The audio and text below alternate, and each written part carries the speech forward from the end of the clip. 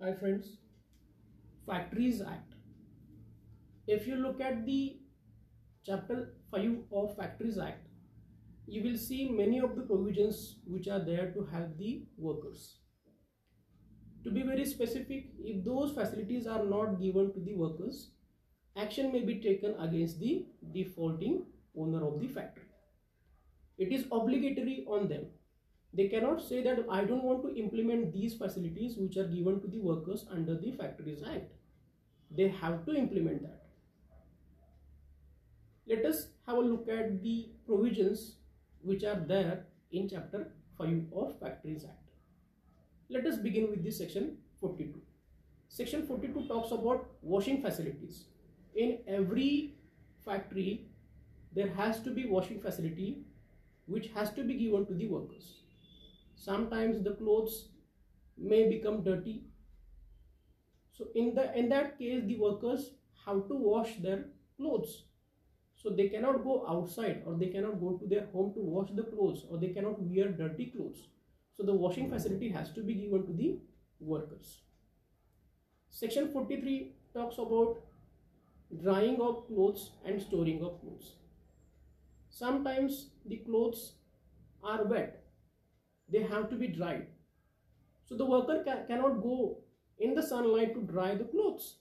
So the company, the factory, has to give drying facility for the purpose of clothes to the workers. Many a times when workers leave their home to work in a factory, they wear some different clothes, and when they reach the company, they change the clothes. So in that scenario, the factory has to give facility to store the clothes which the worker has worn when he left his home, because in the company he will be wearing some different clothes. So the clothes which he used to wear when he left the home, those clothes have to be stored in the factory. So the worker cannot put it on the ground. There has to be a cupboard or some different facility for the storing of the clothes. This is what section 43 talks about. Then there is section 44. Many of the workers work in a factory by standing, because the machine is there, or something is there, or the kind of work he is doing, it requires continuous standing. So in that scenario, the company must provide sitting facility to the worker, because he cannot work at a straight for 7 hours, 8 hours, 9 hours or 10 hours. Sometimes he can get break, or he can get flexible time, say 5 minutes, 10 minutes, when the machine is working fine. So he can take rest by sitting on the chair. So maybe chairs have to be provided for the people, for the worker who are continuously working by standing. So this is something what section 44 talks about. Section 45 talks about first aid equipments. It may happen that working in a company may turn out to be dangerous. Some workers may fall ill, some may suffer some accident. So in that scenario, the workers, before rushing them towards the hospital, they have to be treated, they have to be given first aid. So the company, the factory has to make sure that the first aid facility is available inside the campus of the factory.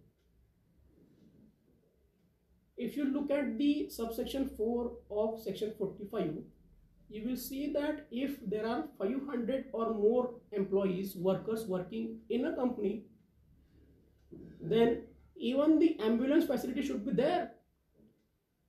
What a great provision has been included in this act. You have a look at it. When there are 500 or more workers working in a company, in a factory, then there has to be a facility of ambulance. Section 46 talks about canteen facility. If there are 250 workers working in a factory, then there has to be a canteen. It is obligatory on the factory owners. They cannot say that I cannot implement the facility of canteen, I will not provide you canteen facility. That has to be there, because the workers are more in number and they are more than 250 in number. So the canteen facility is obligatory on the owners of the factory. The items which are put there, which are to be given to the workers, they have to be sold at subsidized rate. You have to look at the difference between hotel, restaurant and a canteen. Canteen is for the purpose of workers. So the items have to be sold at a subsidized rate. So the canteen facility has to be there. The workers can eat their homemade food, their tiffins in the canteen. The canteen owner or the canteen runner cannot say that you cannot eat homemade food which you have bought from your home in the canteen. If you want to eat in the canteen, you have to eat the food from the canteen. This is something which the canteen owner cannot say. He cannot say like that. You can eat the homemade food in the canteen. This is what section 46 talk about. Section 47 talks about restrooms. The workers get a break, maybe half an hour or 1 hour for the lunch or etc. So there has to be adequate, proportionate facilities for the restrooms. The workers need rest because there is a heavy workload on the workers.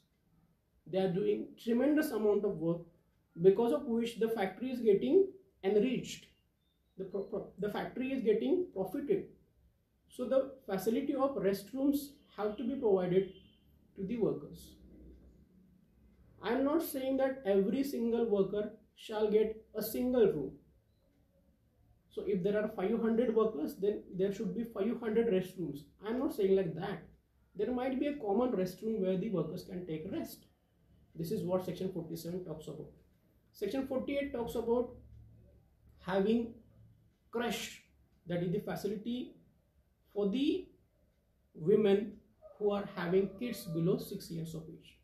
If there is a factory where 30 or more women are employed, then there has to be a facility of creche. So if the facility of creche is there, then the women who are having kids who are below the age of 6, they can put their kids into that house, that is the creche house, and the kids can enjoy there, they can play there, they can sleep there. So it's not like that if the woman is having a baby boy or a baby girl who is below 6 years of age, it is not like that she has to keep that baby boy or baby girl in their home. He can or she can bring the kids in the company premises, in the factory premises, and she can put the kids into the creche room and they can enjoy it there. Tremendous amount of facilities are given to the workers who are working in the factory. The unfortunate part is that the workers do not know what kind of rights they are having, and since they don't know the rights that they are having, they cannot implement, they cannot fight for the justice. Know your rights. If you know the rights, you will not be exploited. Thank you so much.